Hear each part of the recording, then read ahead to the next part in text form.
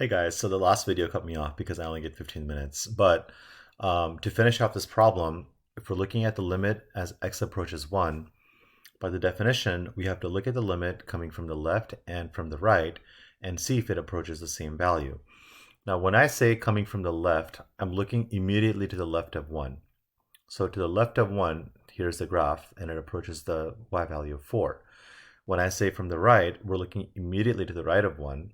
And to the right of 1, the graph is coming this way, and it's going to approach the y value of 1. So because from the left it approaches 4, and from the right it approaches 1, in this case, the limit does not exist. Let's take a look at the next example. We have the limit of f of x as x approaches 1 from the left. The minus sign means from the left or from negative infinity. So once again, we're looking at the x value of 1. And when we say from the left, we don't really care about all the way from negative infinity. Just look at the graph immediately to the left of 1, which is here. And that's going to approach the y value of 2. So from the left, we're going to approach a y value of 2. Now, what happens if you approach x equals 1 from the right? So again, I don't really care about infinity. This is x equals 1 right here. I'm looking immediately to the right of it, and this is the graph. So from the right of 1, it's going to approach a y value of 3. Therefore, the limit does not exist, because for a limit to exist, it has to approach the same value from both sides. Let's take a look at the next one, the limit of f of x as x approaches 4. So this is the x value of 4 right there. And for a limit to exist, we're going to look at the graph from the left and from the right. So this is x equals 4. If I look at the graph immediately to the left of 4, which is here, it's going to approach a y value of 1. To the right of 4, it's also going to approach a y value of 1. So the limit of the graph is going to be equal to 1. Now, here's the thing though. A limit and the value of a function are different things. So when we ask for limit, remember, we're focusing on which value does a graph approach. But when we say f of 4, we're thinking about what is the value of the graph at x equals to 4. Now here we have an open circle. So this point, y equals 1, is not included. The closed circle is the value of the graph. So the value of the graph at x equals 4 is between 2 and 3, so it's about 2.5. So remember, there's a difference between what an x value approaches, or what the graph approaches, versus what the actual value of that graph is at that point. Okay, next we want to evaluate the following limits. Consider looking at the graph of the function to help you understand. So first thing we have to do is we have to graph this on desmos.com, and I have it graphed for you guys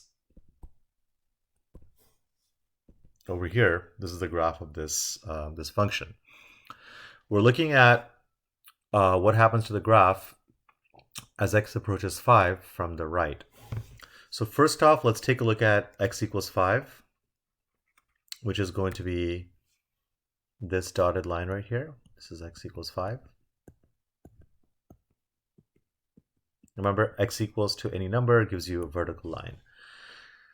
Now, if I look at it from the right, so to the right of 5, if I look at what's happening to my graph, so I'm coming from the right and getting closer and closer to 5, it's going to go to infinity. From the left, so this is 5, if I'm looking at the left of 5, this is the graph. So I'm looking as the graph approaches 5 from negative infinity, and it's going to approach negative infinity. Therefore, this limit does not exist at x equals to 5. Okay, next it says the vertical line x equals a is a vertical asymptote if, so this is kind of what we just established. So if as x approaches a from the left, we go to infinity, and as x approaches a from the right, we also go to infinity, either positive or negative. When this happens, we have an asymptote. So the graph of the function f of x equals tan x is given above in the interval 0 to 2 pi, because remember, trigonometric functions like sine, cosine, tangent, they just keep going forever. They're periodic, they repeat.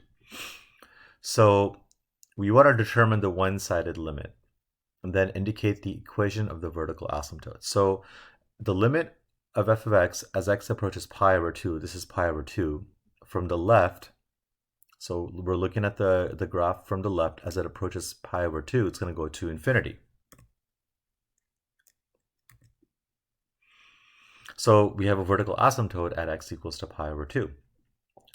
The limit as x approaches 3 pi over 2, which is this point right there, from the right. So look at this graph, it's going to approach negative infinity. Now remember, when I say from the right, we're looking immediately to the right of 3 pi over 2, and then this graph is going to go towards negative infinity. So that we also have a vertical asymptote at x equals to 3 pi over 2. Okay, and that's it for this lesson.